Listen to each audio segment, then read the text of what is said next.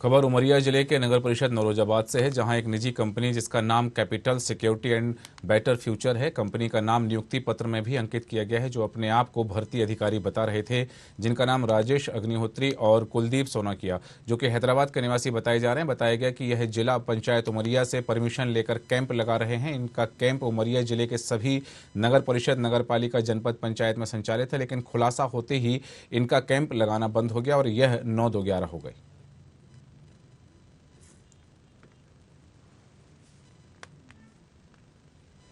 आए हुए थे, उनने जो हमें दस्तावेज दिए उससे हम संतुष्ट नहीं हो पाए। उनने फॉर्म में जिस कंपनी का नाम लिया वो उनके रजिस्ट्रेशन में उस कंपनी का नाम अलग था, इनके आईडी कार्ड पे अलग था, ठीक है।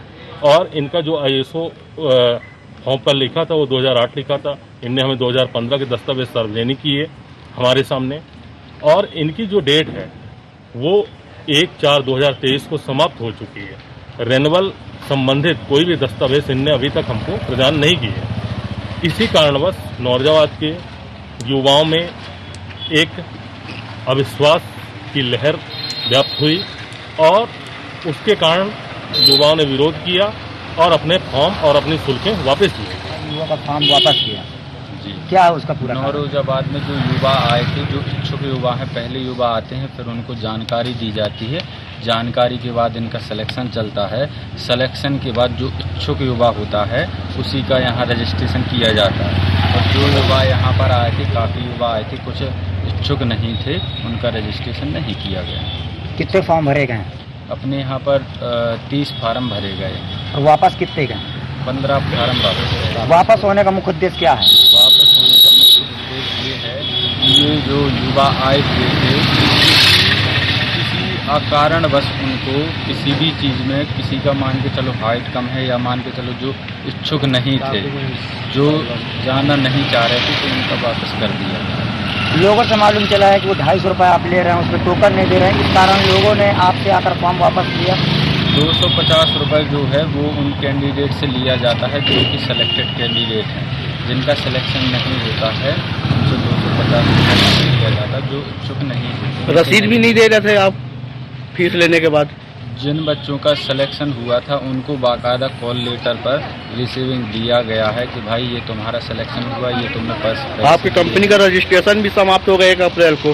नहीं, कंपनी का जो रजिस्ट्रेशन समाप्त हो गया था वो उसको रिन्यू करवा दिया गया। कब करवाया गया है? आप उसकी विस्तृत जानकारी हासिल कर लीजिए। आपके पास कुछ जानकारी नहीं है?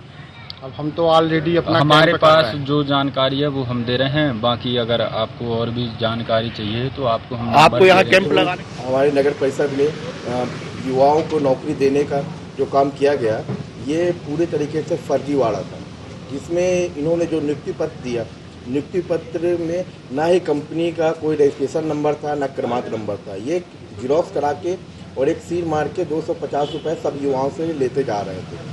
कम से कम 500 युवाओं का रजिस्ट्रेशन हुआ और जिनसे इन्होंने पूरा का पूरा पैसा लिया। ये पूरी तरीके से फर्जीवाड़ा था, जिसकी जानकारी ना ही नगर पालिका को थी, ना ही किसी अधिकारी को थी। ये पूरे तरीके से फर्जीवाड़ा चल रहा था। ये अपनी कंपनी का कोई सत्यापन सर्टिफिकेट नहीं दे पा रहे थे, और जो दे रहे थे वो दूसरी कंपनी का दे रहे थे और इस कंपनी का नाम दूसरा था, और जिस कंपनी का दे रहे थे उनका रजिस्ट्रेशन भी ख़त्म हो चुका था, पूरी तरीके से ख़त्म हो चुका था। और जो एम्प्लॉय आए थे नियुक्ति करने के लिए, उनके आईडी कार्ड में भी उन्होंने मार्कर से रिटर्न में लिखा